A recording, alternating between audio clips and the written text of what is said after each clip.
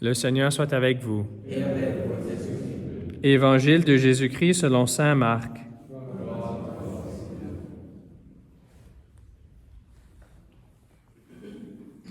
En ce temps-là, Jésus et ses disciples revinrent à Jérusalem.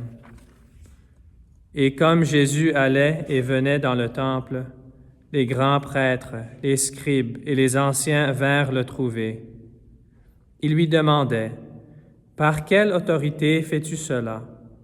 Ou alors, qui t'a donné cette autorité pour le faire? » Jésus leur dit, « Je vais vous poser une seule question. Répondez-moi, et je vous dirai par quelle autorité je fais cela. Le baptême de Jean, venait-il du ciel ou des hommes? Répondez-moi. » Il se faisait entre eux ce raisonnement. Si nous disons du ciel, il va dire, « Pourquoi donc n'avez-vous pas cru à sa parole? » Mais allons-nous dire des hommes? Ils avaient peur de la foule, car tout le monde estimait que Jean était réellement un prophète. Ils répondent donc à Jésus, « Nous ne savons pas. » Alors Jésus leur dit, « Moi, je ne vous dis pas non plus par quelle autorité je fais cela. » Acclamons la parole de Dieu.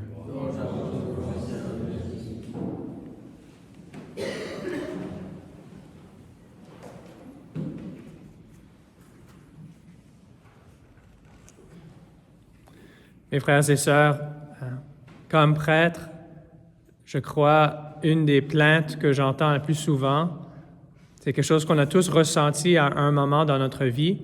Pourquoi Dieu ne répond pas à ma prière? Je demande et je ne reçois pas de réponse. Il y a beaucoup de différentes situations dans la vie qui pourraient expliquer pourquoi on n'entend pas une réponse dans notre prière. Alors, je ne peux pas tout expliquer. On sait d'abord que Dieu est amour. Alors, dans toutes les circonstances, c'est par amour et c'est pour notre mieux des fois que l'on ressent qu'il est un peu éloigné, que l'on ne ressent pas une réponse. Ça peut être normal. Mais une des raisons, on l'entend dans l'Évangile d'aujourd'hui, pourquoi Jésus ne répond pas à la réponse des pharisiens, ça nous enseigne pourquoi des fois on n'entend pas une réponse à notre prière. La question qu'ils ont posée à Jésus, « Par quelle autorité fais-tu cela? » La raison qu'ils n'ont pas reçu de réponse, c'était parce qu'ils avaient déjà une réponse en tête. Ils n'étaient pas sincères avec Jésus. Ils ne voulaient pas savoir vraiment c'est par quelle autorité. Ils avaient déjà la réponse, aucune. Tu n'as pas d'autorité de faire cela.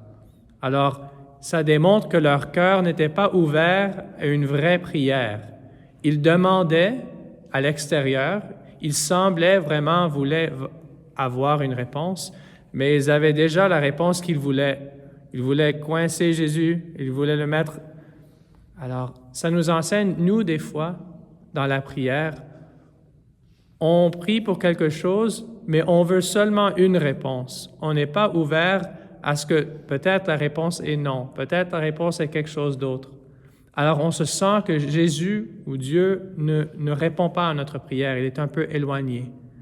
Alors si on est sincère, Jésus, comme dans l'Évangile a dit, « Si tu me réponds, je vais te répondre. Si tu es sincère, je vais être sincère avec toi. » Si nous, on a déjà décidé quelle va être la réponse, des fois, par amour pour nous, il recule un peu pour qu'on apprenne que non, sa volonté soit faite, pas la mienne. C'est quelque chose qu'on dit à chaque messe, à chaque jour dans notre Père, que ta volonté soit faite, pas la mienne. Alors on peut se poser ce matin, dans nos prières, est-ce qu'on veut que notre volonté soit faite ou celle de Dieu? Est-ce qu'on a déjà préparé la réponse que l'on veut entendre de Dieu? Ça arrive souvent. Peut-être on peut demander à Jésus, par l'intercession de la Vierge Marie, de purifier nos intentions dans notre prière, d'entendre vraiment, d'être sincère et écouter ce que lui, il veut nous dire, pas ce que nous voulons que lui, il nous dit.